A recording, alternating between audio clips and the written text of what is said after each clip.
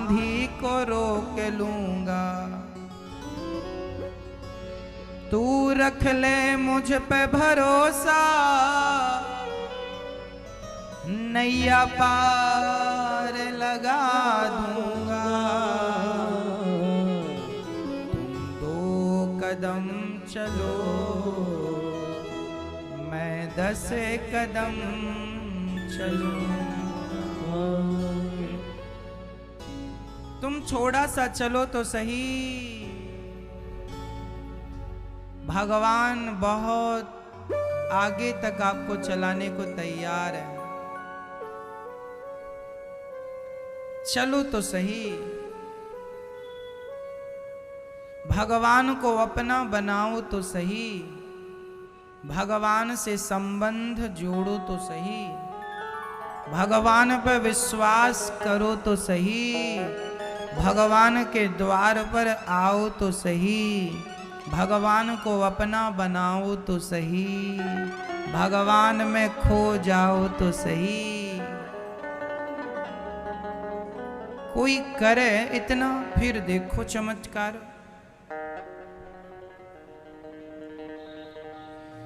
व्यास जी ने महाभारत की रचना की। महाभारत विशाल ग्रंथ है।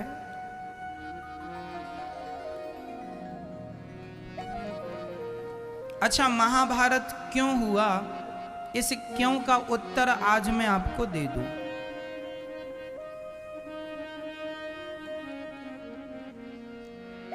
जो दुर्योधन था वह पांडवों से ईर्ष्या रखता था। द्वेष, ईर्ष्या, जिसे जलन कहते हैं, जलन।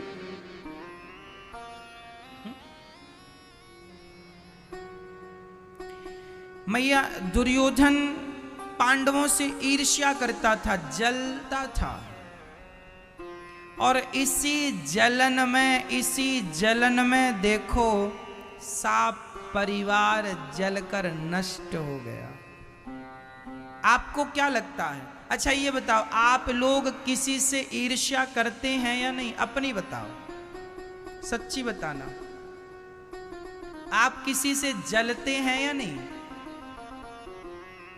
हाँ मैया, नहीं जलती हो? अच्छा, आप किसी से जलते नहीं हैं? अच्छा, दुर्योधन जलता था पांडवों से। अच्छा, आप यदि किसी से जलते हैं तो उसका आप कुछ बिगाड़ पाएंगे या नहीं, वो अलग विषय है, लेकिन जलते जलते आप जरूर जल जाओगे। इसलिए कहते हैं ईर्ष्या करने से हमारा क्या फायदा है? यदि दम है तो बराबरी करो। आपके अंदर टैलेंट है, काबिलियत है, उसके अनुसार आप आगे निकल जाओ, आगे निकलने की कोशिश करो। जलने से तुम्हारा क्या होगा? ईर्ष्या हम करें अपने पड़ोसी से, ईर्ष्या करें हम अपने किसी व्यक्ति से, तो क्या पालेंगे, क्या हासिल हो जाएगा हमें? इसलिए मैया ये जो गंदी आदतें हैं, बुरी आदतें हैं ईर्ष्या की, ये दुर्योधन का विनाश इसलिए हुआ क्योंकि वह ईर्ष्यालु था, बहुत ईर्ष्या किया करता था, पांडवों से द्वेष रखता था। जबकि पांडवों के अंदर कौरवों के प्रति कोई द्वेष भावना नहीं थी, कोई ईर्ष्या की भावना नहीं थी। जिसके अंदर ईर्ष्या नहीं होती है वो देखो युद्ध जीत जाता है और उसका सहयोग भगवान करते हैं। और जो ईर्ष्या रखता है वो कितना भी शक्तिशाली ना हो, परास्त हो जाता है और उसका सहयोग भगवान कदापि नहीं करते। महाभारत से ये सीख लो, ईर्ष्या ना करो। ईर्ष्या करता था दुर्योधन, परिणाम सबके सामने।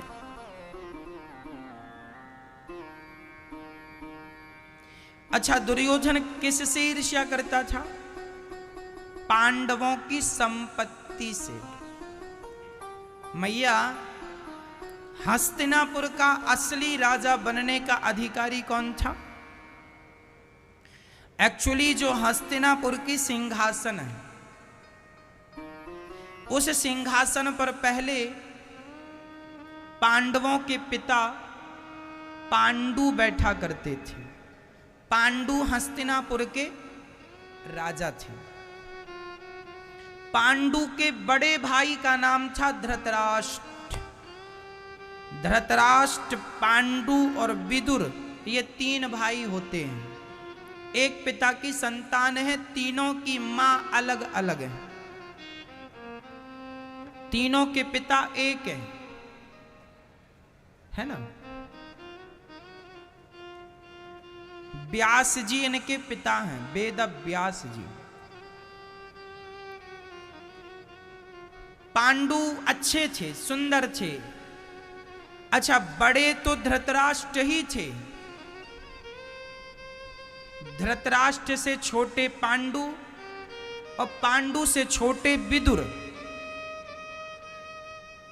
पांडु अच्छे थे तो वो राजा बन गए। चूंकि धृतराष्ट्र जन्म से अंधे थे तो अंधे को राजा नहीं बनाया जा सकता। परंतु जो पांडु थे ना, वो अपने भैया धृतराष्ट्र से बहुत प्यार करते थे। एक दिन की बात है कि जब पांडु कहीं जाया करते थे किसी काम के लिए, तो वो अपने भैया धृतराष्ट्र को राजगद्दी पर बिठा कर जाते थे कि मेरे बड़े भाई हैं। और हर छोटा भाई बड़े भाई का सम्मान करता है और करना भी चाहिए। उस नाते धृतराष्ट्र अंधे थे, सम्मान किया। पांडु ने कहा, अच्छा मैं थोड़ा आ रहा हूं। तो क्या हुआ, पांडु अपनी पत्नी, पांडु की 2 पत्नियां थीं। पांडु की पहली पत्नी है माता कुंती और दूसरी पत्नी है माता माद्री। कुंती और माद्री, इन दोनों से 5 बच्चे हुए। 3 बच्चे हुए कुंती से और 2 बच्चे हुए माद्री से। युधिष्ठिर, भीम और अर्जुन, ये तीनों किसके बच्चे हैं? कुंती के। नकुल और सहदेव, ये किनके बच्चे हैं? माद्री, पांडु की दूसरी पत्नी। एक दिन क्या हुआ, पांडु अपनी पत्नियों को लेके भ्रमण करने गए। सेना का भी एक सेना की टुकड़ी थी, पड़ाव जंगल में डाला। चूंकि राजा थे तो राजा पांडु को शिकार करने की आदत लगी थी। तो एक बार क्या हुआ कि एक जानवर, वह अपनी क्रिया कर रहे थे। उस समय पांडु ने उस हिरण को बाण मार दिया। तो हिरण ने मरते मरते श्राप दे दिया पांडु को, पांडु देख, हम दोनों पति पत्नी आपस में मिल रहे थे और तूने उस समय हमें मार डाला। जा, हम तुम्हें श्राप देते हैं, जब तू अपनी पत्नी से मिलने जाएगा अब उसी समय तेरी मृत्यु हो जाएगी।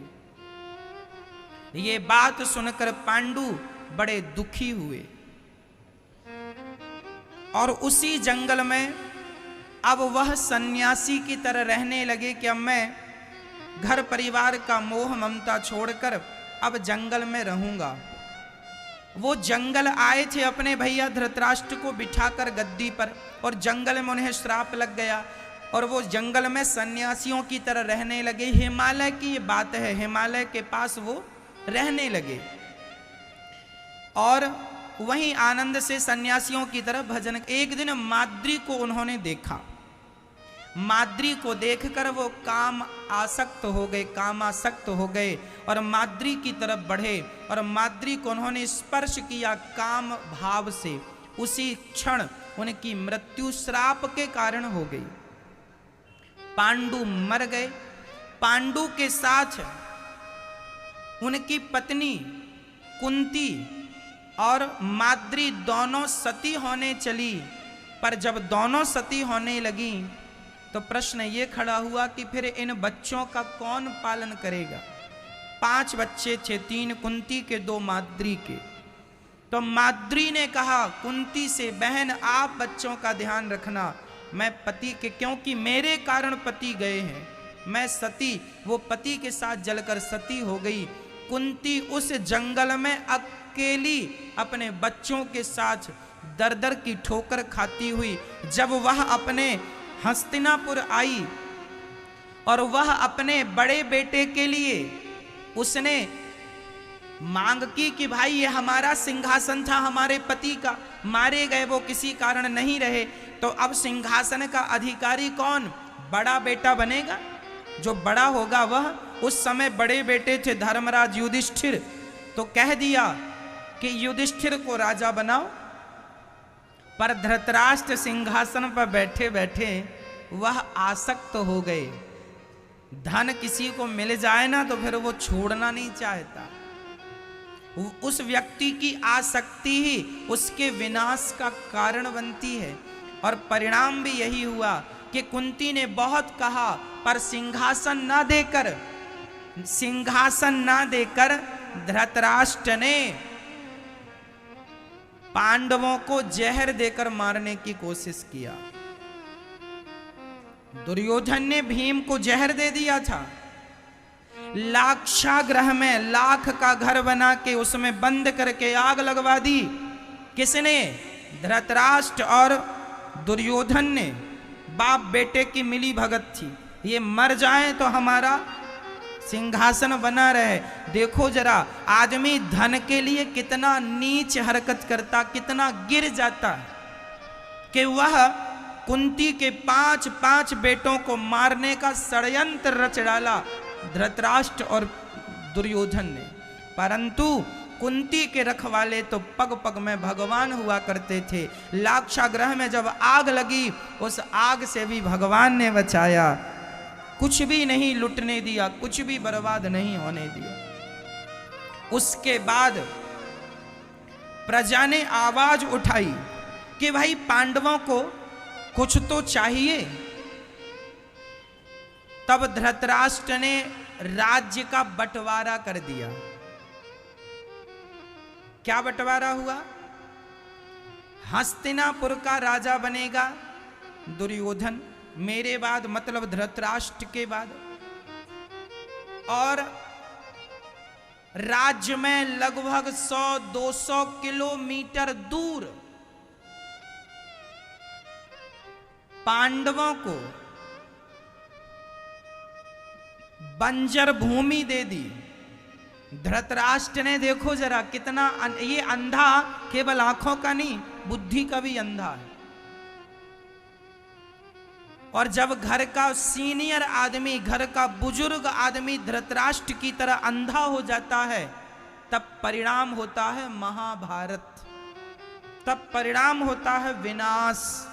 इसलिए आप लोग सावधान रहिएगा, बच्चों का बंटवारा सही सही कीजिएगा। आज कई बार बच्चे इसलिए झगड़ा करते हैं कि माँ बाप उन्हें लड़ाते हैं। आप आश्चर्य मानेंगे, भारत में 90% भाई भाई के झगड़े में उनके माँ बाप की गलती होती है। 90% यदि भाई भाई झगड़ा कर रहे हैं तो भाई भाई के झगड़े में जिम्मेदार कौन होता है? माता पिता। क्यों? क्योंकि सही वक्त पर तुमने सही बंटवारा नहीं किया। क्यों नहीं किया? माँ बाप भी कई बार धृतराष्ट्र बन जाते हैं, अंधे हो जाते हैं। कोई एक बेटे को ज्यादा दे देते हैं तो किसी एक बेटे को कम देते हैं, वो दोनों भाई झगड़ा करते। क्यों जी? जब पैदा तुमने दोनों को किया है तो फिर पैदा ही ना करो ना। जब पाला पोसा नहीं जा रहा, धन नहीं दिया जा रहा, पैदा काहे कर लिए? और कर लिए हो तो रो क्यों रहे हो? बराबर की हिस्सेदारी क्यों नहीं दे रहे हो? ऐसे माँ बाप घोर नरक जाएंगे जो बच्चों पर उचित न्याय नहीं करते। बच्चों के साथ जो माँ बाप अन्याय करते हैं, वह माँ बाप, यदि बेटा माँ बाप के साथ अन्याय करे तो वह बेटा भी नरक जाएगा, और माँ बाप बच्चों के साथ अन्याय करें तो माँ बाप भी नरक जाएंगे। इसलिए अन्याय किसी के साथ ना करो। तो माँ बाप हो, बच्चों को बराबर बंटवारा करो। किसी को ज्यादा दे दिया, किसी को कम दे दिया। क्यों जी? क्यों ज्यादा कम? 5 एकड़ तुम्हारी जमीन है तो 2 एकड़ छोटे को दो, 2 एकड़ बड़े को, 1 एकड़ अपने पास बचा के रखो और वसीयतनामा में ये लिख कर जाओ कि हमारी जो सेवा करेगा वह इसका अधिकारी बनेगा। अपने पास बचा के रखो और जो आपकी सेवा करे उससे दो, वो उचित है। लेकिन तुमने किसी को ज्यादा दे दिया, किसी को कम, ये तो अनुचित है। इसलिए माँ बाप सावधान रहें। बच्चों को झगड़ा, यदि तुम्हारे बच्चे आपस में लड़ते हैं, लड़ रहे हैं या मरने पर, तुम्हारे मरने पर लड़ेंगे, तो ये देख लो कहीं जिम्मेदार तुम तो नहीं हो उनकी झगड़े लड़ाई के। सही समय पर हम तो कहते हैं मैया आज 21वीं सदी आ गई है, हम तो कहते हैं जिस दिन बच्चों का विवाह हो उसी दिन बच्चों का थोड़े दिन में ही अपना हिसाब किताब कर दो कि बेटा ये तुम्हारा। बाद में झगड़ा करके अलग होने से अच्छा है प्यार मोहब्बत से अलग हो जाए। तुम्हें जहां अच्छा लगे उनके संग रोटी खाते पीते अपना बुढ़ापा गुजारना। आज 100 में से 95 बच्चे ऐसे हैं जो अपने माँ बाप की सेवा करना नहीं चाहते। केवल 5% बच्चे ऐसे हैं जो बड़ी श्रद्धा से अपनी माँ बाप की जिम्मेदारी निभा रहे हैं और निभाने के लिए सहर्ष तैयार हैं। 5% बेटे रह गए हैं जो माँ बाप की श्रद्धा से सेवा करने को तैयार हैं। 95% बच्चे ऐसे हैं जो माँ बाप की सेवा नहीं करना चाहते। इसलिए हम कहते हैं कि अपने बुढ़ापे के लिए कुछ बचा के रखना ताकि बेटों का मुंह ताकना ना पड़े। सारी दौलत बच्चों को ना पहले ही से दे देना, देना उचित देना। जाओ बेटा कमाओ खाओ, कुछ पैसे दे दो, कुछ जमीन दे दो, जाओ अपना करो खाओ काम करो जाओ। तुम्हारे मरने के बाद तो सब बच्चों का है ही, पहले से दे दोगे तो वो माँ बाप की संपत्ति देखकर काम नहीं करेंगे, सोचेंगे है तो सही, करने की जरूरत क्या है।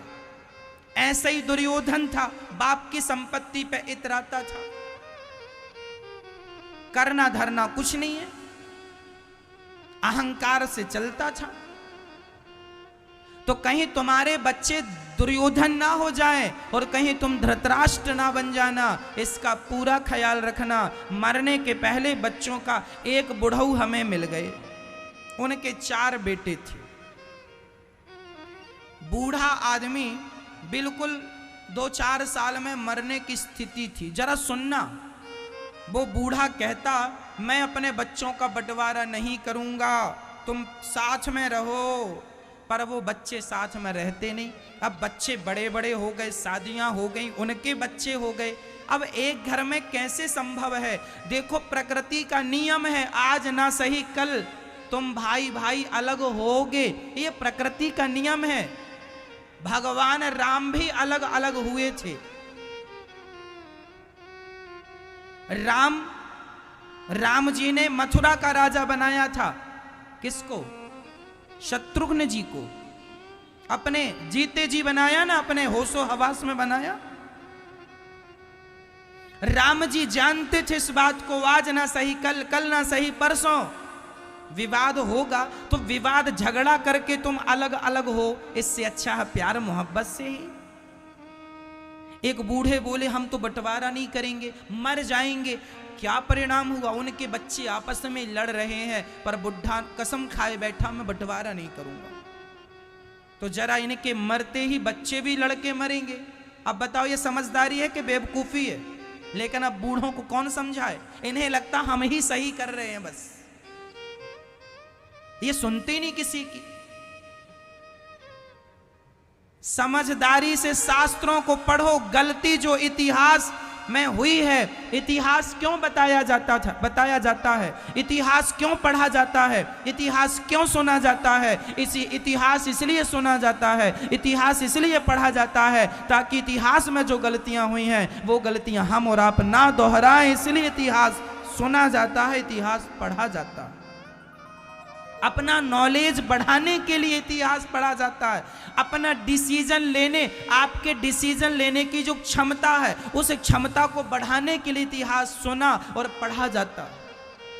कि आपको कैसे डिसीजन लेना चाहिए अपनी रियल जिंदगी में, लेकिन लोग समझते ही नहीं है, पढ़ते ही नहीं है और फिर बाद में रोते हैं।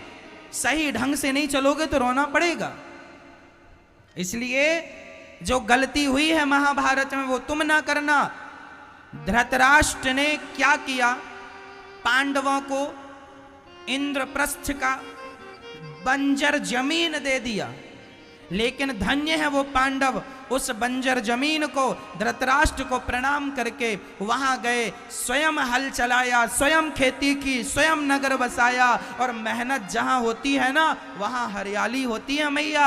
आपका बाप आपको फूटी कौड़ी ना दे, पर फिर भी आपके अंदर योग्यता काबिलियत है तो आप बाप की संपत्ति के मोहताज नहीं है। आप खुद ज्यादा से ज्यादा संपत्ति बना लोगे अपने बल पर, यदि आप में योग्यता है तो। और योग्यता नहीं है तो बाप करोड़ों दे के चला जाए, तुम कुछ नहीं कर पाओगे, क्योंकि तुम में योग्यता नहीं है। इसलिए बाप की संपत्ति पर भरोसा ना किया करो, अपने बल पर, अपनी मेहनत पर, अपने टैलेंट पर, अपने योग्यता पर भरोसा किया करो। खुद पर विश्वास, स्वयं खुद में कॉन्फिडेंस होना चाहिए, मैं कर सकता हूं। इसलिए बाप की संपत्ति ना मिले, मिले अलग विषय है। हम तो कहते हैं बाप की संपत्ति लेनी ही नहीं चाहिए, बाप दे अलग विषय है, पर आप क्यों लेते हैं? बाप से भी क्या मांगते हो? उत्तमम स्वाजितम वित्तम मध्यमम पितुरर्जितम। स्वावलंबी बनना है, खुद की संपत्ति कमाओ, खुद की संपत्ति कमाकर खुद की मेहनत की रोटियां खाओ, औरों को खिलाओ। अरे बाप के टुकड़ों पर क्या पलते हो? आज भारत में मैया 90% बेटे ऐसे हैं जो बाप के टुकड़ों पर पल रहे हैं। ये संपत्ति जो तुम्हारी है, जिसका तुम ऐशो आराम कर रहे हो, ये तुम्हारी बाप की है। मेरा सवाल तुमसे है, तुम्हारा क्या है? क्या बनाया तुमने? बाप की संपत्ति खा रहे हो, तुम्हारा क्या है? तुम्हारा तो शरीर में खून भी है, हाथ पांव भी हैं, अपने बल से तुमने क्या कमाया? यदि बाप की संपत्ति को तुमने बढ़ाया है तब तो अच्छे हो तुम, और केवल खाया है और उसी को खत्म किया है। क्या तुम्हारा अस्तित्व है? कौन हो तुम? बाप की संपत्ति खाने में भी तुम्हें शर्म नहीं आ रही है?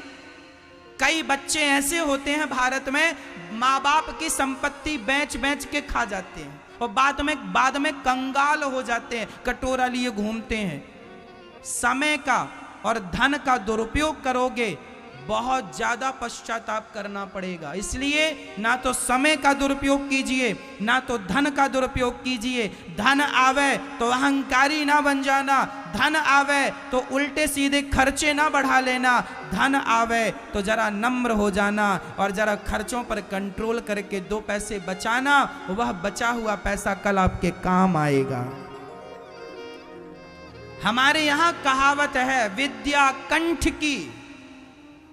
विद्या कौन सी विद्या काम की है? जो कंठ पर है, जो याद है। विद्या कंठ की और रुपया पैसा गंठ का। गंठ का मतलब पास का, पास का।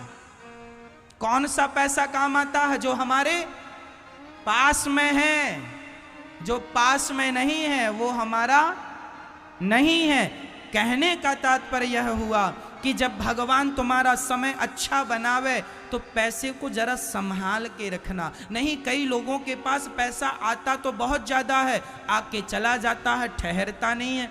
क्यों नहीं ठहरता? क्योंकि आप उसका सदुपयोग करना नहीं जानते। पैसे का सदुपयोग कर लीजिएगा। सही वक्त में सही उपयोग नहीं किया गया तो आपको पैसे के लिए रोना पड़ सकता है। शास्त्र क्या बढ़िया बातें सिखा रहे हैं। पांडवों को कुछ नहीं दिया, बंजर जमीन दे दी, लेकिन मेहनत की बल पर उन्होंने बंजर जमीन को इतना बढ़िया राज्य स्थापित कर लिया, इतना धन पा लिया, इतना धन मेहनत से अर्जित कर लिया कि पांडवों के सामने कौरवों की हस्तिनापुर भी फीकी लगने लग गई। इतना धन वैभव पा लिया कम समय में। इंद्रप्रस्थ नाम पड़ गया उनकी नगरी का। क्या नाम पड़ा? इंद्रप्रस्थ। एक दिन क्या हुआ कि दुर्योधन इंद्रप्रस्थ गया। उसे तो लगा कि हमने तो इसे बंजर दिया है, हाँ घास की झोपड़ी ओपड़ी बना के रहता होगा। लेकिन जब इंद्रप्रस्थ गया, अरे आंखें फटी फटी रह गई, इतना वैभव धन कहां से आया? अरे मेहनत करते तेरी तरह थोड़ी बाप की रोटियां तोड़ने में लगे हुए हैं। जो बेटा बाप की रोटियां तोड़ रहा है, ये तो अपनी संपत्ति को खत्म करेगा धीरे धीरे। बढ़ाने के तो इनके लक्षण नजर नहीं आ रहे हैं। कहो जी, ये दुर्योधन भी ऐसे ही था, बाप के टुकड़ों पे पलने वाला। आप लोग ऐसे ना बनना कि बाप के टुकड़ों पे पल रहे हो। कुछ अपना नाम, कुछ अपनी इज्जत, कुछ अपना करके दिखाना। ये मनुष्य का शरीर मिला है, कर लो, है ना।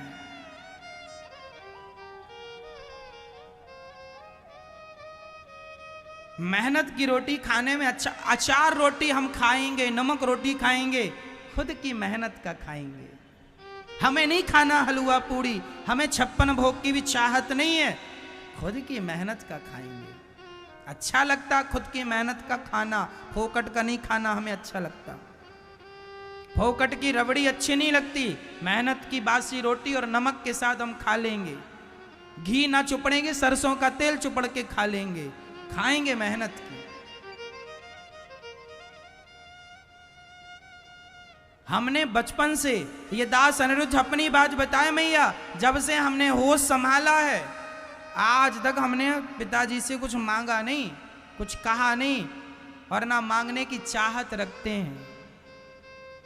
कभी जो भी स्वयं पढ़ाई से लेकर छोटे छोटे, जब से होश संभाला कह रहे हैं, लगभग 16-17 साल की आयु थी, तब से लेकर हमने कभी ना मोबाइल का पैसा पिताजी से लिया, ना पैसे रिचार्ज के पैसे पिताजी से लिए, ना कपड़ों के पैसे पिताजी से लिए, ना किराया लिया, ना कुछ लिया, कुछ भी नहीं, कुछ नहीं। हम पिता की संपत्ति पे, पिता के टुकड़ों पे पलने वाला विचार कभी रखे ही नहीं। हमें लगा कि पिता के पास करोड़ों हो कोई फर्क नहीं पड़ता, हम नमक रोटी खुद की खाएंगे, वह सिद्धांत लेकर चले हैं, नहीं पलेंगे किसी के टुकड़ों पर, लेना ही नहीं है। पिता की संपत्ति जो है, पिताजी आप दान कर दो अपने हाथ से, हमें कोई फर्क नहीं पड़ता। आपने कमाया है, आपने बनाया है, दान कर दो, पुण्य मिलेगा तुम्हें, हमें देकर तुम्हें कोई पुण्य मिलने वाला नहीं है। आप अपनी औलाद को करोड़ दे जाइए, तुम्हें रत्ती भर पुण्य नहीं मिलेगा, पर वही किसी को भूखे को भोजन करा दो, वह पुण्य तुम्हें मिलेगा। किसी को दोगे तो पुण्य मिलेगा, बेटों को देने से कोई पुण्य नहीं मिलेगा। ना मैं लेता हूं और ना मैं लेने वालों के पक्ष में हूं, मैं पक्षधर उनका हूं जो खुद की मेहनत पर बिलीव करते हैं, खुद की मेहनत पर विश्वास करते हैं।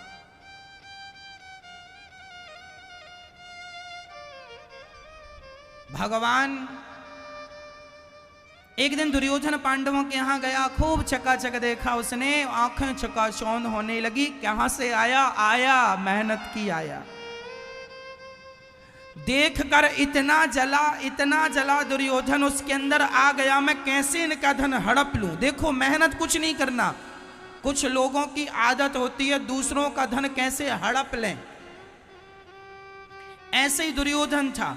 उसने भी प्लानिंग बनाया, पांडवों की संपत्ति कैसे हड़पें, कैसे हड़पें, कैसे हड़पें, कैसे हमारे पास आए। उसने मामा शकुनी को बुलाया और जुआ खेलना शुरू कर दिया, पांडवों को जुआ में बुलाया।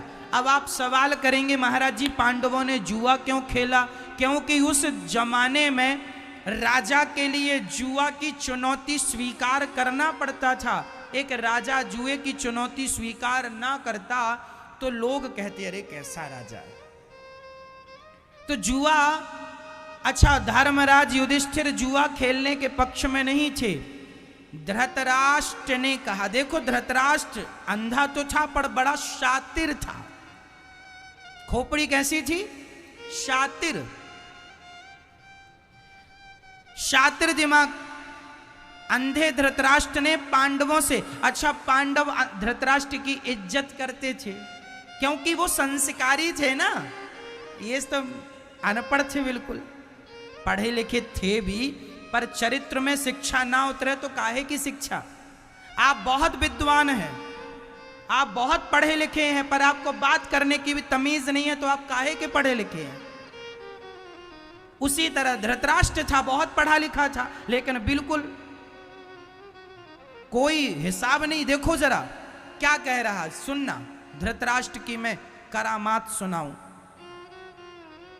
धृतराष्ट्र जी ने कहा युधिष्ठिर से, बेटा युधिष्ठिर तुम तो बहुत अच्छे हो, ताऊ जी की आज्ञा कभी टालते नहीं हो। मेरी आज्ञा है कि जरा दुर्योधन कह रहा है कि तुम जुआ खेल लो एक बार उनके साथ, जरा पासा फेंकने वाला।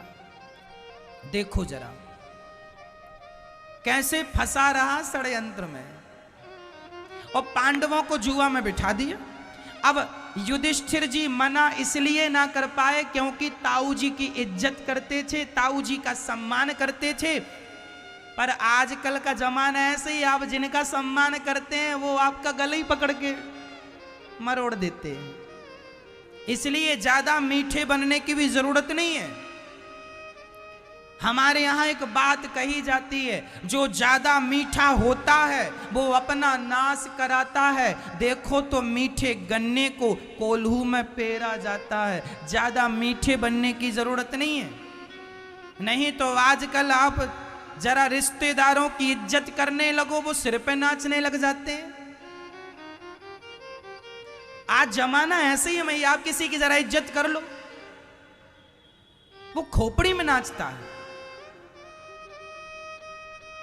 इज्जत कर लिए युधिष्ठिर जी ने कि मेरे ताऊ जी हैं। अब ताऊ जी कह रहा जुआ खेलो, अब खेलने लगे। और खेला तो जुआ का नियम होता है, जो खेलता है वही पासे फेंकता है। लेकिन यहां देखो कितना गलत हुआ। जुआ खेल रहा था दुर्योधन, वो पासे फेंक रहे थे मामा शकुनी। पहला तो यही गलत था, क्योंकि नियम यही है, जो जुआ खेलेगा वही पासे फेंकेगा। लेकिन कपट युद्ध, कपट जुआ था, युद्ध जुए में कपट के सिवा कुछ नहीं था, अधर्म ही अधर्म था।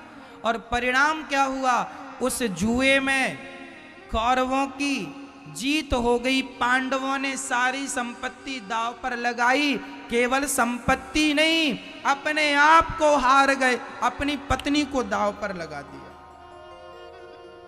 और दुर्योधन भी इतना दुष्ट कि जब पांडव हार गए नाचने लगा। मैं तो पूरे इंद्रप्रस्थ का, देखो ईर्ष्या कितनी थी और लोभ कितना था, उसकी संपत्ति भी मुझे मिल जाए, मेहनत कुछ ना करनी पड़े, हड़प लूं हड़प लूं, हड़प लिया।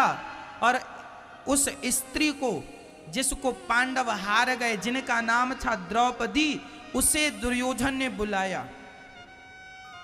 द्रौपदी को बुलाने गया एक व्यक्ति, तो द्रौपदी से कहा कि आपको आपके पति हार गए हैं। द्रौपदी ने कहा पहले मुझे दांव पर लगाया कि खुद को? बोले पहले खुद को हारे हैं युधिष्ठिर। तो द्रौपदी ने कहा जो खुद को हार चुका है, दास बन चुका है, वो दास एक महारानी को दांव पर कैसे लगाएगा? मैं तो युधिष्ठिर की पत्नी हूं, और युधिष्ठिर उस समय हार चुके हैं, वो दुर्योधन के दास हो चुके हैं। तो एक दास को क्या अधिकार है पत्नी को दांव पर लगाने का? ये बात द्रौपदी ने कही, पर कौन सुनता है ना? कौओं के बीच में हंस चला भी जाए। एक बार कौओं के, एक बार एक हंस एक हंसनी हिमालय में रहते थे। दोनों ने मन बनाया जरा चलो भ्रमण करके आवे। चले, हंस हंसनी दोनों बढ़िया उड़ रहे हैं मंद मंद आकाश में, दोनों चल रहे हैं। चलते चलते हंस हंसनी एक गांव से गुजरे, उन्हें लगा रात हो गई, आज जरा हम इसी गांव में विश्राम कर लें। हंस हंसनी उतर गए। उस गांव में कौआ कौआ रहते थे, बहुत सारे कौओं का गांव था। सारे कौओं ने टुकुर टुकुर हंसनी को देखा, हंसे हंसे। और सवेरा हुआ, हंस जाने लगा, तो कौओं ने कहा, ए तुम जाओ, इसे मत ले जाओ हंसनी को। हंस बोला, क्यों, ये तो हमारी पत्नी है। कौआ बोला, तुम्हारी कब से हो गई, ये तो बरसों से हमारी पत्नी है। कौओं ने कह दिया कि ये हंसनी तो हमारी पत्नी है। हंस बोला, भाई साहब इतना झूठ ना बोलो, ये हमारी पत्नी है। कौओं ने कहा ना, अब पंचायत लगी कौओं, अब उस गांव में पंचायत में पंच भी कौआ। पंच भी कौन? कौआ। अब कौओं का सीनियर कौआ बोला, बताओ क्या मामला है। कौओं ने कहा, महाराज ये हमारी पत्नी को ले जा रहे हैं। तो कौआ ने कहा, हंस ने कहा महाराज हमारी है। कौओं ने कहा हमारी है। तो न्यायकर्ता उस व्यक्ति ने कहा हंस से, तुम सिद्ध करो कि ये तुम्हारी पत्नी है। अब बताओ हंस कैसे सिद्ध करे, और सिद्ध करे तो माने कौन? क्योंकि कौआ है। यदि इतने ही मानने वाले होते तो वो ये काहे कहते कि ये हमारी पत्नी है। कौओं की सभा में कौओं की चल रही है, हंस की सुनता कौन है? उसी तरह आज द्रौपदी जो हंस की हंसनी थी, लेकिन आज सारे कौवे उसके कपड़े उतार रहे हैं, ये मेरी है, ये मेरी है। आज यही हुआ उस द्रौपदी के साथ। आज समाज में भी कुछ ऐसे ही होता है भक्तों। आज आपके घर में एक व्यक्ति सही भी है और 4 लोग गलत हैं, तो वो 4 लोग इकट्ठे होके तुम सही को भी वो गलत साबित कर देंगे, जैसे जैसे हंस को कौओं ने गलत साबित कर दिया। आज समाज में, गांव में, भैया घर में ऐसा होता है।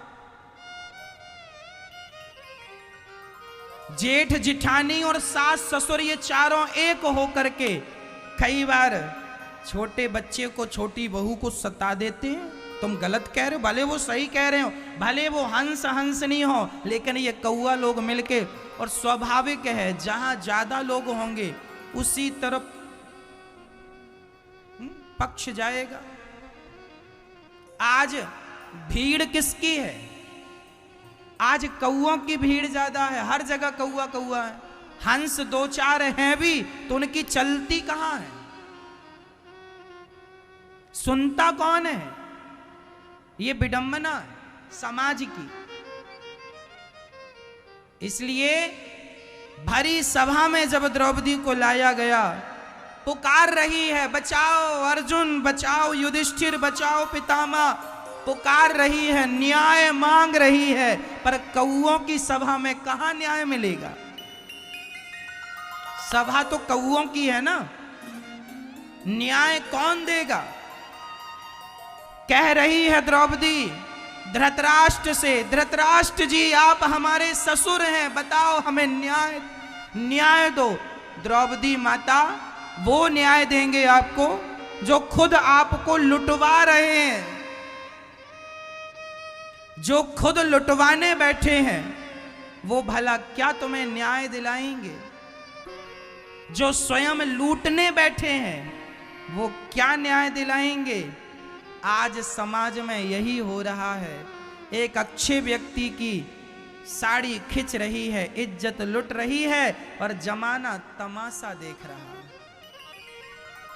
पुकारे तो किसे पुकारे? सभा कौओं की है। वो बुलाया द्रौपदी ने, अर्जुन बचाओ, युधिष्ठिर बचाओ, गुरु द्रोणाचार्य बचाओ, पितामह भीष्म बचाओ। कोई नहीं बोला। अंत में द्रौपदी ने हाथ खड़े करके कह दिया, द्वारिकाधीश आप बचाओ। एक बार बुलाया, दौड़ पड़े भगवान, और भगवान ने साड़ी बढ़ाई, खींचता रहा दुशासन। पता ही नहीं चला कि साड़ी का ढेर कहां से लग गया। साड़ी भी किनारी है, किनारी भी साड़ी है, कि साड़ी ही किनारी है, किनारी ही की साड़ी है। कह दिया द्रौपदी ने, मूर्ख, ना साड़ी भी चिनारी है, ना नारी भी साड़ी है, ना साड़ी ही किनारी है, ना नारी ही की साड़ी है। ये तो वृंदावन बिहारी है जो चीर बनकर खिंचा जा रहा है, खिंचा जा रहा। मैया आपकी रक्षा यदि कोई कर सकता है तो ये कौओं से उम्मीद ना करना। आपके रक्षक केवल भगवान है, इसलिए उन्हें पुकारना। ये क्या तुम्हारी रक्षा करेंगे जो स्वयं कौआ है? रक्षा कौन करेगा आपकी? सिर्फ भगवान करेंगे। इसलिए पुकारो तो केवल भगवान को, वो हमें बचाएंगे, वो हमें हमारी लाज बचाएंगे। ये संसार के लोग हमें क्या? यदि संसार के लोग ही लाज बचाते तो पितामह भीष्म लाज बचा देते द्रौपदी की, अर्जुन बचा देते, युधिष्ठिर बचा लेते, कहां कोई बचाया। इसलिए संसार के सामने हाथ फैलाना पागलपन, मूर्खता है। इसलिए हाथ फैलाओ तो केवल भगवान के आगे, प्रभु मैं आपका हूं, आप मेरे हैं, पुकारो तो उन्हें पुकारो। क्या संसार के लोगों को पुकारना है? सुनता कहां है संसार? आज बच्चे, बेटा, बहू और पोता, ये तीनों सब इकट्ठे होकर अपनी माँ को घर से, आज मुझे एक मैया गौरी गोपाल वृद्धाश्रम में जो वृद्ध माएँ रहती हैं उनमें से एक माँ, आज मैं चरण दबाने गया तो एक माँ ने मुझे बताया, बोले महाराज मेरे पोते ने बहुत मारा, पोते ने मार मार के निकाल दिया। और फोन लगा के भी बोल दिया। यहां आने के बाद मैया को फोन लगाया पोते ने, आ मत जाना दोबारा, यहां शकल न दिखाना। तो आज देखो कौआ हंस को सता रहे, कौआ हंस को सता रहे, खुद की औलाद आज मां को सता रही है, खुद का पोता दादी को सता रहा है। क्या करें साहब, कौओं की सभा लगी है, हंस की सुनता कौन है? मां की सुनता कौन है? मां तो बुढ़ी हो गई है, किससे कहे अपना दुखड़ा, किससे कहे? ना बहू सुनिए, बहू भी आंख दिखाती है। बेटा तो भला होशियार, पढ़ा लिखा, उसे तो समय नहीं है मां के चरण दबाने का। वो तो पत्नी के पांव धो धो के पिएगा, मां के थोड़ी पिएगा। स्त्री लंपट हो चुका है, अपनी मां की कोई खबर नहीं है। मां की तरफ देखने को तैयार नहीं है, मां का हालचाल लेने को तैयार नहीं है। कितनी मां यहां रहती हैं गौरी गोपाल वृद्धाश्रम में, सालों से रह रही हैं, आज तक उनके बेटों का फोन नहीं आया। बेटे ने फोन लगाकर नहीं पूछा कि मां कहां हो, कैसी हो, बताइए। क्या कोई मां अपने बेटे के बिना रह सकती है इतने दिन? लेकिन बच्चों को तो मां बोझ बन गई है। क्यों? मैया फिर हाथ जोड़ के कहता हूं, संस्कार देने में लापरवाही ना करना।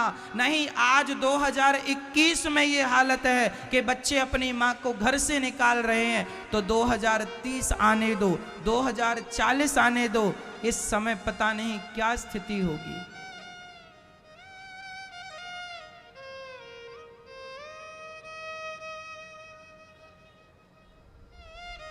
माँ बाप, आज माताएं बड़ी दुखी हैं, और दुखी पड़ोसियों से नहीं है, खुद की औलाद, खुद की संतान से दुखी।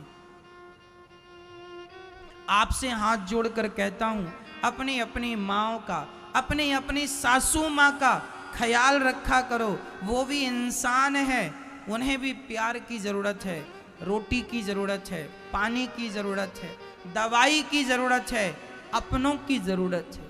छोड़ दोगे कहां जाएगी वो मां? कहां जाएगी दर दर की ठोकर खाते हुए? और फिर तुम्हें इसका हिसाब वहां नहीं देना पड़ेगा ईश्वर के घर। बहुत देर ना हो जाए भक्तों, ईश्वर का जब न्याय चालू होगा ना, अभी ये दुर्योधन बहुत उछल कूद कर रहा है, इसे बहुत मजा आ रहा है। द्रौपदी की साड़ी खींचने में कहता है मेरी जंघा पर आके बैठ जाओ। हाँ दुर्योधन, बड़ा मजा आ रहा है, आजा द्रौपदी जंघा पर बैठ जा, साड़ी उतार दो, जीत गया। ये खूब हंस रहा है। अच्छा हंस ले बेटा, तू ये जो अत्याचार कर रहा है इस अत्याचार का भी अंत होगा। याद रखना मेरी माँ, अत्याचार करने वाले का क्या अंत नहीं होगा? जब अंत होगा तो अंत भी उतना ही मजेदार होगा जितना मजा तुमने लूटा है। ये दुर्योधन बड़ा हंस रहा है, द्रौपदी से कहता मेरी जंघा पर आके बैठ जा। हाँ जी, जब महाभारत हुआ और इसकी आंखों के सामने 99 भाई मारे गए और जब भीम भैया इसकी जंघा पर गदा पटकने लगे तो कहता है भीम गदा युद्ध का नियम है, जंघा पर वार नहीं करते। तो भीम भैया बोले अच्छा गदा युद्ध का नियम मैं याद रखूं। और क्या ये नियम है कि दूसरे की औरत से ये कहा जाए कि मेरी जंघा पे आके बैठ जा? तो क्या ये नियम था?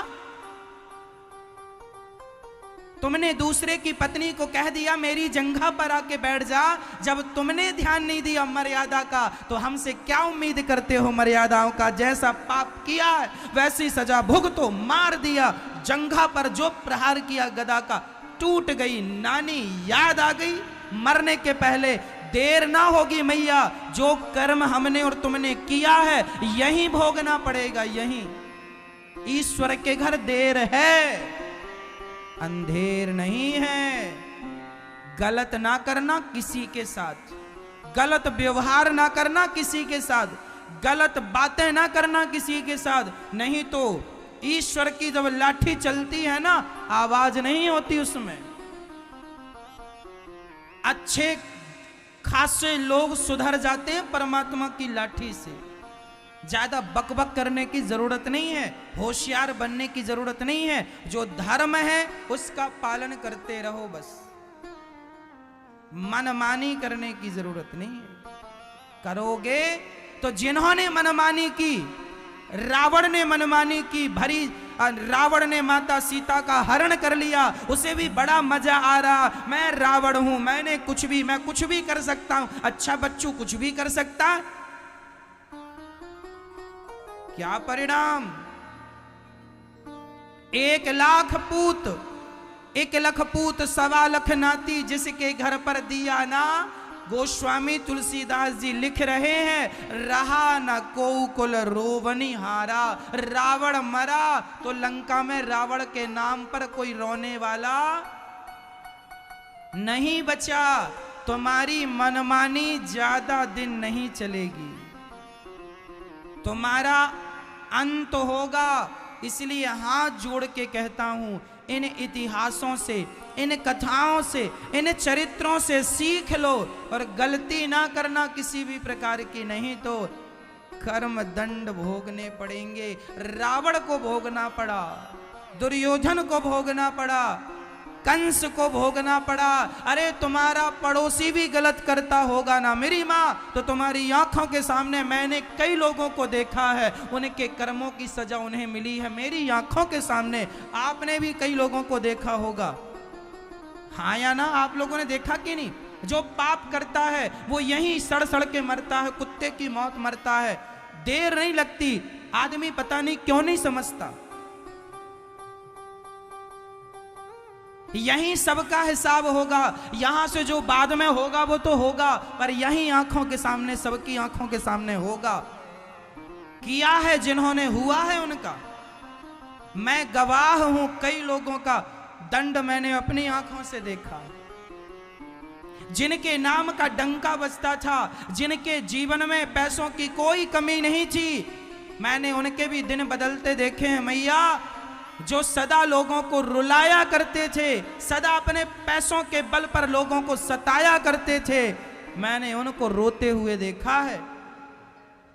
जो करोड़ों की संपत्ति पर खूब ऐशो आराम करते थे, लोगों पर अत्याचार करते थे, मैंने उन्हें 1-1 रुपए के लिए तरसते देखा है। समय बदलते देर नहीं लगता मैया। राजा को रंक बनाने वाले भगवान हैं और रंक को राजा बनाने वाले भगवान हैं। ईश्वर का दर्शन करो, उन्हीं के आश्रित रहो, धन मिल जाए तो किसी को सताना मत। धृतराष्ट्र ने अपने पैसों के बल पर पांडवों को खूब सताया है। पावर के बल पर पांडवों को खूब सताया है और ये किसी की मानता नहीं। धृतराष्ट्र पितामह भीष्म समझाए तो ना माने, विदुर जी समझाए तो ना माने, भगवान शांति दूत बन के गए, मान लो नहीं माना, कोई की सुनता ही नहीं। और जब नहीं सुनता तो अति का फिर अंत होता। आप लोग जरा अपना अपना झांक कर देख लीजिए अपने आप को कि कहीं आप भी तो धृतराष्ट्र की तरह गलतियां नहीं कर रहे हैं, कहीं आप भी तो दुर्योधन बनने की होड़ में खड़े नहीं हो गए, कहीं आप भी तो रावण नहीं बन गए हैं। यदि गलतियां कर रहे हैं तो सुधार लीजिएगा, स्वीकार कर लीजिएगा और भगवान की शरण में अभी भी आ जाओगे तो भगवान अभी भी माफ कर देंगे। भगवान कहते हैं तू कितना भी बड़ा पापी है, मेरी शरण में आ जा, मैं तुझे माफ कर दूंगा। रावण को कहा गया था राम जी की शरण में आ जा, राम जी माफ कर देंगे। हनुमान जी ने समझाया था, अंगद जी ने समझाया था, नहीं माना, परिणाम सब जानते हैं। इसलिए आप और हम भगवान की शरण में आ जाएं। यदि हमने और आपने भी गलती की है तो भगवान से कह दो कि प्रभु हम अपराधी हैं, माफ कर देंगे। और नहीं स्वीकार करोगे तो परिणाम फिर तुम्हारा भी वैसे ही होगा। ये इतिहास के पन्नों को समझ लो जो समझा रहे हैं।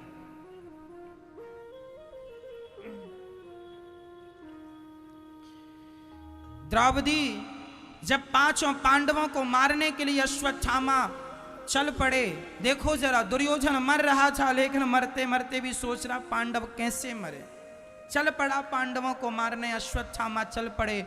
पांचों पांडवों की रक्षा भगवान कर रहे थे। द्रौपदी के 5 बच्चों को पांडव समझकर अश्वत्थामा ने मार डाला और 5 का सिर ले जाकर दे दिया। दुर्योधन ने देखा ये पांडव नहीं, पांडव पुत्र हैं।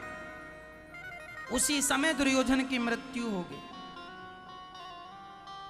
दुर्योधन को वरदान था कि पहले वो प्रसन्न होगा और फिर दुखी होगा, उसी समय उसकी मृत्यु होगी। रावण को वरदान था, रावण के 10 मुख थे। रावण जब 10 मुखों से एक साथ बोलेगा, रावण जब 10 मुखों से एक साथ बोलेगा तब रावण मरेगा। आपको पता है रावण 10 मुख से केवल एक बार बोला है अपनी पूरी जिंदगी में। कब बोला है? रावण जानता था कि लंका तक कोई आ नहीं सकता, तो राम जी ने कौन सा तरीका अपनाया लंका जाने का? सेतु बनवाया। जब राम जी ने राम सेतु बनवाया और राम सेतु जब बन के तैयार हो गया, रावण ने सपने में भी नहीं सोचा था कि कोई सेतु बनवा सकता है समुद्र पर। जब रावण को सूचना मिली कि महाराज वो राम जी तो पूरा सेतु बना गए, तब रावण बोला क्या? तो ये जो क्या, ये रावण 10 सिरों से बोला था। आश्चर्यचकित हो गया, क्या रावण बोला क्या सेतु बन गया? रावण आश्चर्य में डूब गया कि आज तक कोई सेतु नहीं बना सका लंका तक पहुंचने के लिए समुद्र पर बिना खंबे का। तब उसके 10 मुंह से आवाज निकली और बस उसके विनाश का समय नजदीक आ गया। ऐसे ही दुर्योधन को भी वरदान था कि तू हंसेगा और बाद में रोएगा तब जाके मरेगा। पहले इसलिए हंसा कि पांडव मर गए। ध्यान से देखा, वो पांडवों के सिर नहीं, पांडव पुत्रों के सिर काट के लाया है अश्वत्थामा। द्रौपदी के सामने अश्वत्थामा को अर्जुन ने खड़ा किया, अर्जुन पर ब्रह्मास्त्र चलाया, अर्जुन भगवान की शरण में आए। कृष्ण कृष्ण महाबाहो भक्तानां अभयंकरा त्वमेको दह्यमानानां अपवर्गोऽसि संस्रते।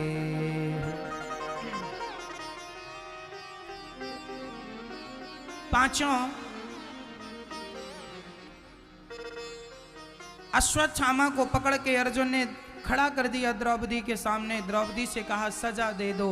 द्रौपदी एक माँ है और माँ भला कैसे अपने पुत्रों को सजा दे। द्रौपदी के लिए तो हर बच्चा पुत्र ही है। अश्वत्थामा गुरु पुत्र है, इसलिए कह दिया इसे छोड़ दो, इसे मार देना समस्या का समाधान नहीं है। बच्चे कितनी भी गलती करें मैया, पर माँ का दिल तो बड़ा कोमल है, वह तो माफ कर देती है। अच्छी है ना माँ? माँ बहुत अच्छी है। इसी अच्छाई का फायदा, उस माँ की सरलता का फायदा बच्चे उठा लेते हैं और सेवा भी करने से मुकर जाते हैं। एक बेटे ने तो अपनी माँ से कह दिया तुम मेरी माँ ही नहीं हो। यहाँ गौरी गोपाल वृद्धाश्रम में एक माँ रहती हैं, उनके बेटे ने कह दिया तुम तो हमारी माँ ही नहीं हो। देखो जरा, माँ का दूध पी लिया, पढ़ लिख के बड़ा हो गया, जब सेवा करने का नंबर आया तो बोला तुम तो हमारी माँ ही नहीं हो। देखो बच्चे इतने होशियार हो गए हैं, ये पढ़ लिख गए हैं, बड़ी बड़ी डिग्रियां इनके पास, अपनी माँ को कहते तुम तो माँ ही नहीं हो हमारी।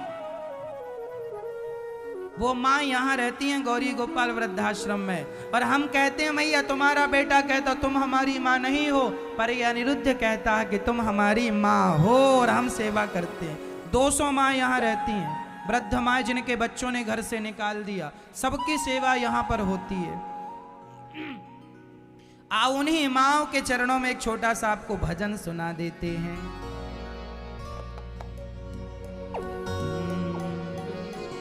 ओ माँ,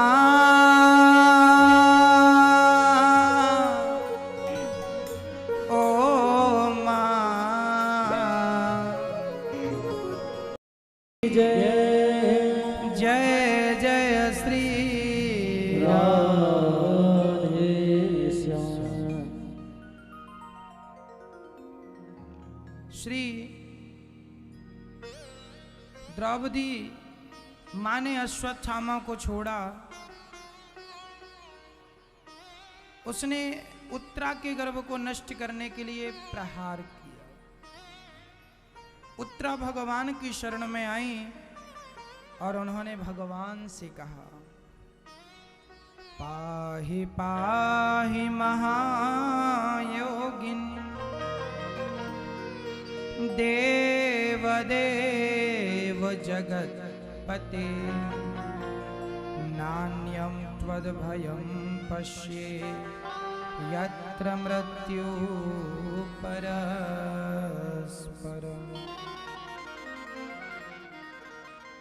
हे प्रभु मेरी रक्षा करो, हे नाथ मेरी रक्षा करो। जब ऐसा कहा, उत्तरा ने, भगवान ने उत्तरा के गर्भ में प्रवेश करके उत्तरा के गर्भ की रक्षा की। उसके बाद कुंती बुआ ने भगवान की स्तुति की, हे प्रभु कृष्णाय वासुदेवाय देवकी नंदनाय च नंद गोप कुमाराय गोविंदाय नमो नमः।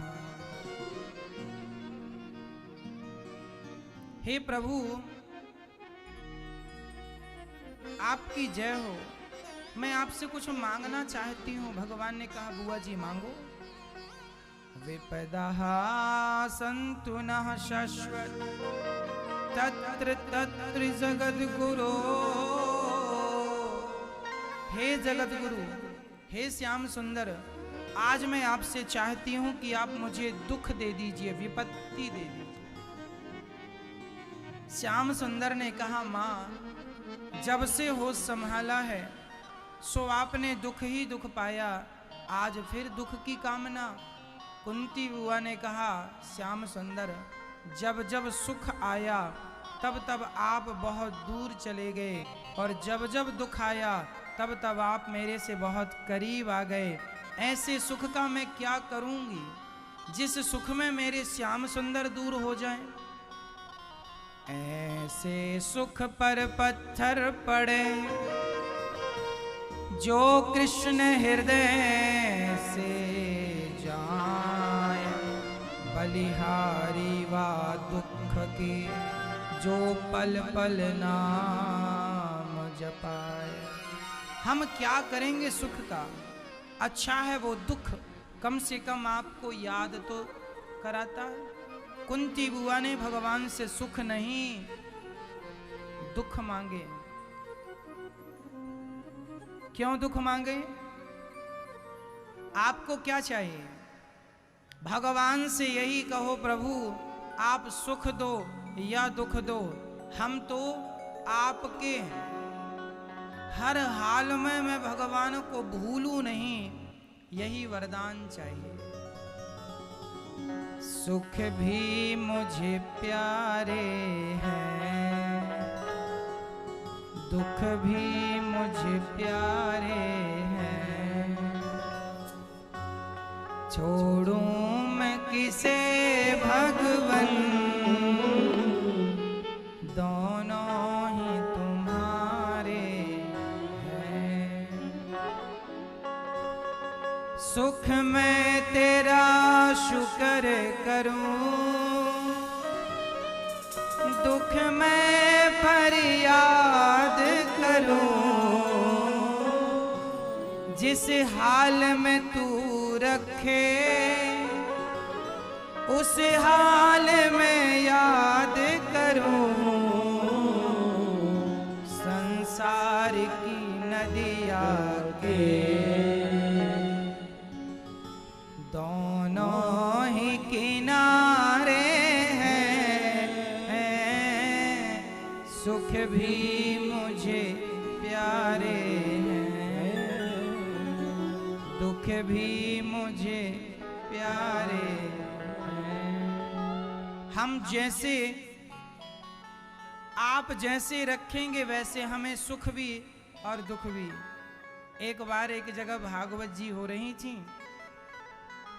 प्रसाद में ककड़ी का भोग लगा, सबको भगवान का प्रसाद ककड़ी का प्रसाद मिला। एक सज्जन लेकर ककड़ी जा रहे थे, एक बार खाया, देखा बहुत कड़वी थी वो ककड़ी, थू थू करते हुए सारी ककड़ी फेंक दी। पीछे एक भक्त उसी कथा से वो उठकर जा रहा, वो भी ककड़ी प्रसाद लेकर जा रहा। उसने देखा कि प्रसाद को किसी ने फेंक दिया, तो उसने उठाया और धोकर खाना शुरू किया। तो जिसने फेंका उसने कहा, भाई ये कड़वी है, इसे क्यों खाता है? उसने कहा कि 6 दिन तक हमें मीठा मीठा प्रसाद मिला, तब तो आपने फेंका नहीं, और एक दिन कड़वा प्रसाद मिल गया सो फेंक दिया। अरे मीठा भी उसी का प्रसाद था, कड़वा भी उसी का प्रसाद है। यदि 6 दिन मीठा खा सकते हैं तो एक दिन कड़वा क्यों नहीं?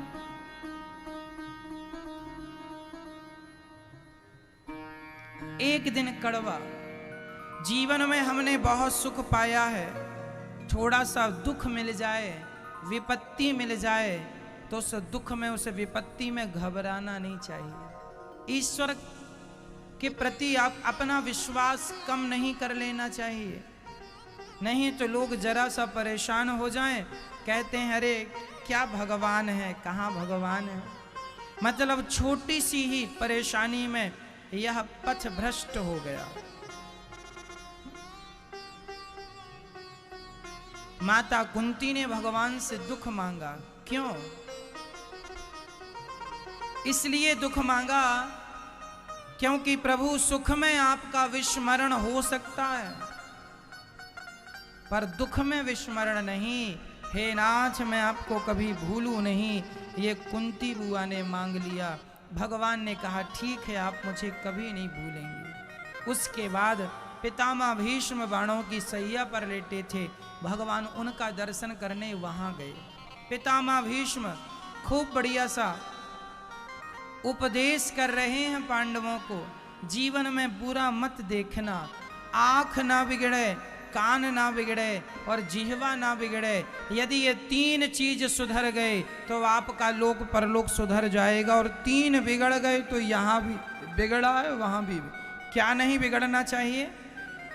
आँख, अर्थात बुरी चीजें मत देखो।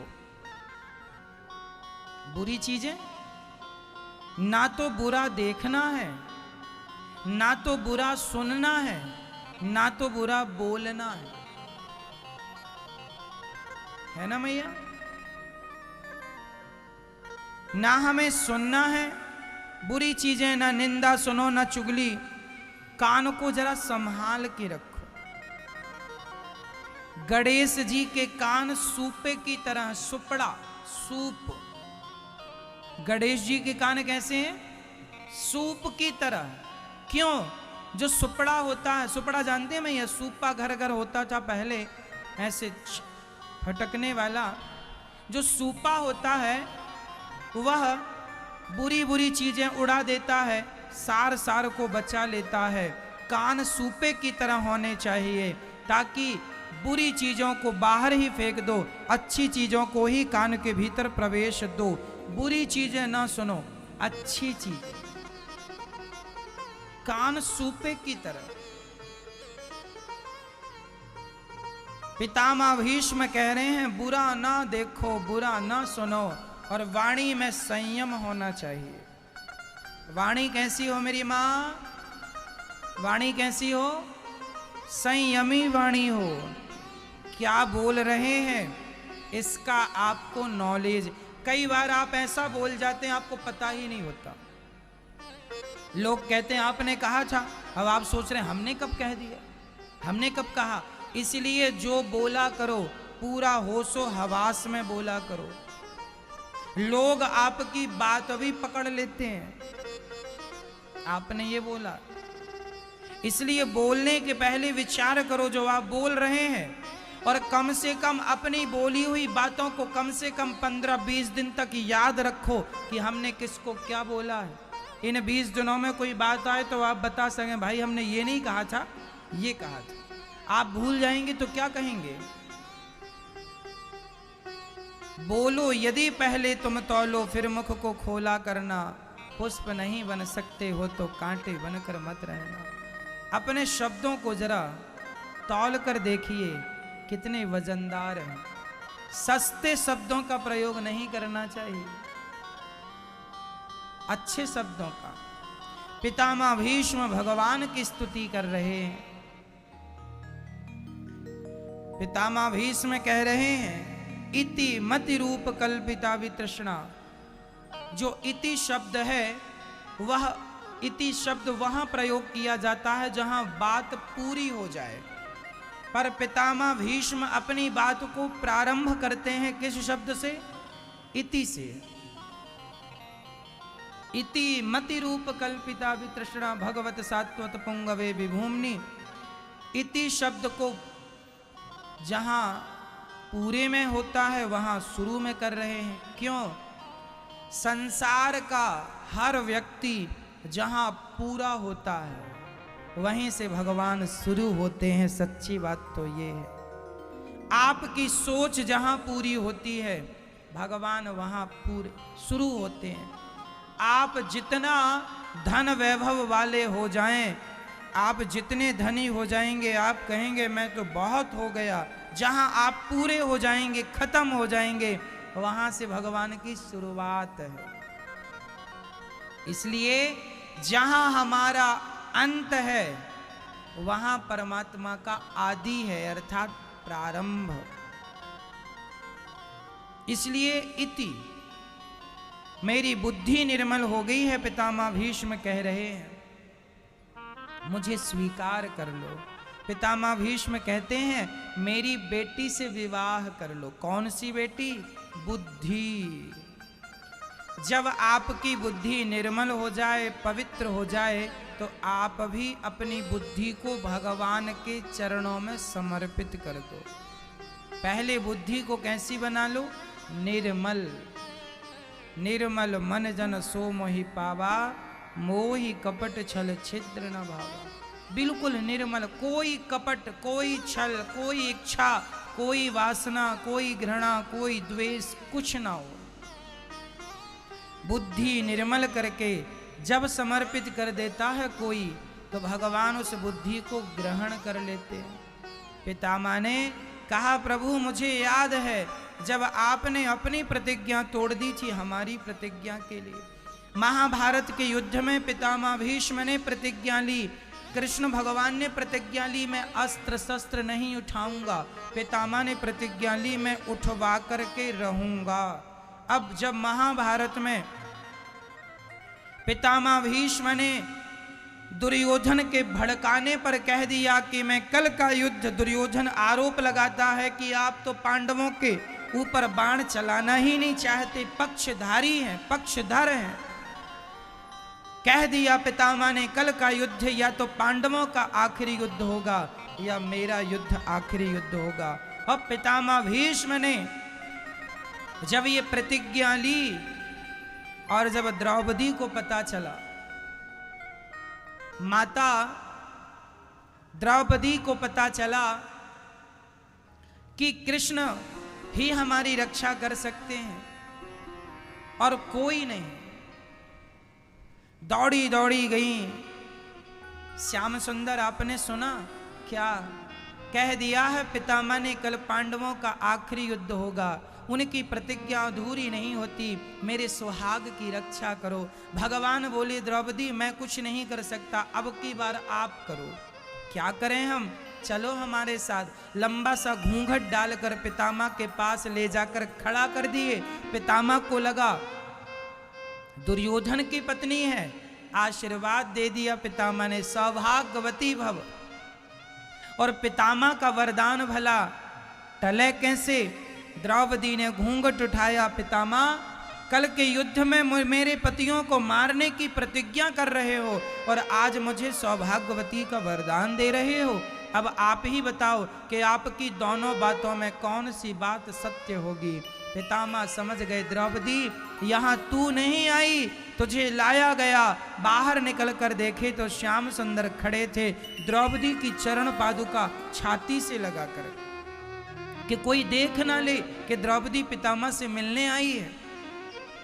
भगवान से कहा, आपने द्रौपदी की चरण पादुका छाती से क्यों लगा रखी है? भगवान बोले, पितामह भक्त की रक्षा के लिए उसकी चरण पादुका छाती से क्या, माथे से लगाना पड़े तो मैं माथे से लगाऊं। मेरे भक्तों की रक्षा अब आपके हाथ है। पितामह ने कहा, जिनके रक्षक आप हैं उन्हें ये पितामह क्या मारेगा? कल मेरा आखिरी युद्ध। और अर्जुन पर जो बाणों की बरसात की, रथ का पहिया उठाकर भगवान दौड़े, पितामह अर्जुन पर तुमने एक भी बाण छोड़े तो मैं छोड़ूंगा नहीं। पितामह ने धनुष बाण छोड़ दिए, मतलब नीचे कर लिए हाथ, कि प्रभु धन्य है आपने मेरी प्रतिज्ञा को तोड़ने, आप मेरी प्रतिज्ञा को रखने के लिए आपने अपनी प्रतिज्ञा तोड़ दी। मानो भगवान ये भी कहते हैं कि पितामह आपने अपनी प्रतिज्ञा पहले तोड़ दी होती तो आज महाभारत युद्ध ही ना होता। पितामह ने प्रतिज्ञा ली थी कि इस सिंहासन पर, हस्तिनापुर की सिंहासन पर जो बैठेगा मैं उसकी रक्षा करूंगा, ये प्रतिज्ञा थी। मतलब गलत आदमी बैठेगा तो आप उसका भी सपोर्ट करोगे। बैठा तो था धृतराष्ट्र गलत, आपने ये प्रतिज्ञा ली थी तो तोड़ देनी थी ना। भगवान कहते हैं कि सत्य के लिए, धर्म के लिए अपनी प्रतिज्ञाओं को तोड़नी पड़े तो तोड़ देना चाहिए। नहीं तोड़ोगे, पितामह ने प्रतिज्ञा नहीं तोड़ी तो महाभारत हो गया। यदि मार दिया होता पितामह भीष्म ने, यदि दुर्योधन को एक थप्पड़ दिया होता, अरे एक दुर्योधन को मार देते तो लाखों लोगों का संहार ना होता, महाभारत ना होता। लेकिन पितामह उल्टा बात कर रहे हैं, जो बैठेगा यहाँ मैं उसकी रक्षा करूंगा। मतलब आप जैसा पावरफुल व्यक्ति, ताकतवर व्यक्ति ऐसे गलत व्यक्ति की हिफाजत करे जो पराई स्त्री के कपड़े उतार रहा हो, साड़ी खींच रहा हो, ऐसे लोगों की रक्षा पितामह करेंगे तो फिर ऐसे लोगों को दंड देगा कौन? कौन दंड देगा? इसलिए भगवान ने अपनी प्रतिज्ञा तोड़कर पितामह को सावधान किया। आपने सही वक्त में अपनी प्रतिज्ञा तोड़ दी होती तो देखो ये महाभारत ना होता। इसलिए अपनी प्रतिज्ञा भगवान ने तोड़ दी और समाज को संदेश दिया कि आपको भी अपनी प्रतिज्ञा तोड़नी पड़े, समाज की रक्षा के लिए, देश की रक्षा के लिए तोड़ देना। भगवान ने भक्त की रक्षा के लिए तोड़ दिए। और पितामह बाणों की सैया पर आज उनका भगवान का दर्शन करते करते परम धाम गमन हुआ, परम धाम को गए। उनका अंतिम क्रिया, अंतिम संस्कार पांडव इत्यादि सभी लोगों ने किया। इसके बाद भगवान द्वारिका गए हैं, वहां स्वागत हुआ, परीक्षित का जन्म हुआ। भगवान ने परीक्षित को दर्शन दिया। धृतराष्ट्र गांधारी का वन में जाना विदुर जी के उपदेश से, और भगवान 125 वर्ष की लीला पूरी करके जब धराधाम छोड़कर गए, कलयुग के राजा बने परीक्षित। गाय और बछड़े को कलयुग परेशान कर रहा था। तब परीक्षित ने कहा, तुम कौन हो? कलयुग ने कहा, मैं कलयुग हूं। राजा परीक्षित ने कहा, निकल जाओ मेरे नगर से, तुम गाय और बछड़े धर्म को और पृथ्वी को परेशान कर रहे हो। कलयुग बोला, महाराज मैं लाख बुरा हूं पर मुझ में अच्छाई भी है। क्या? कलयुग में एक अच्छाई है, कृते अध्यायते विष्णुम त्रेतायाम यजतो मखई द्वापरे परिचर्यायाम कलौ केशव कीर्तनात्। कलयुग में, सतयुग त्रेता द्वापर में जो गति यज्ञ जप और बड़े बड़े साधनों से मिलती है, वही गति कलयुग में केवल भगवान का नाम लेने से मिल जाती है। हरे नाम हरे नाम। कलयुग केवल नाम आधारा, सुमरि सुमरि नर उतरहि पारा। केवल नाम का आश्रय अजामिल ने लिया, उद्धार हो गया।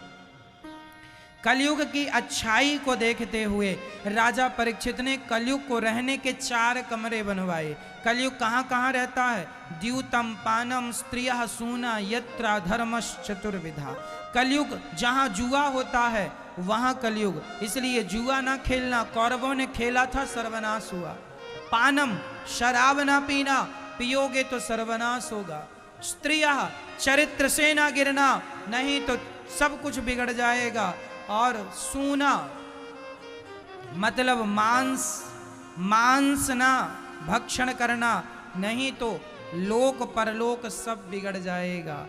द्यूतम पानम स्त्रियः सूना यत्रा धर्मश्च चतुर्विधा। आखिर में कलयुग ने 5वां स्थान गोल्ड दिया राजा परीक्षित के सिर में जाकर। वो जरासंध की मुकुट पहन के गए थे। राजा परीक्षित के सिर पे कलयुग बैठा। मैंने बताया ना, जो पाप की कमाई का धन होता है उसमें कलयुग बैठता, जो मेहनत का धन उसमें कृष्ण। राजा परीक्षित की बुद्धि बिगड़ गई। उन्होंने समीक जी का अपमान कर दिया, मरा हुआ सांप गले में डाल दिया, जिससे श्रृंगी ऋषि ने श्राप दे दिया, इति लंघित मर्यादम तक्षकः सप्तमे है। राजा परीक्षित, तुम्हें आज से 7वें दिन तक्षक डसेगा, तुम्हारी मृत्यु होगी। राजा परीक्षित को मरने का श्राप लगा। सूचना मिली, सब छोड़कर गंगा के तट पर शुकताल चले गए। और वहां पर राजा परीक्षित के सामने तत्राभवद भगवान व्यास पुत्रो सुखदेव जी का आगमन हुआ। राजा परीक्षित ने हाथ जोड़कर कहा, महाराज जिसे 7 दिन में मरना हो उसे क्या करना चाहिए?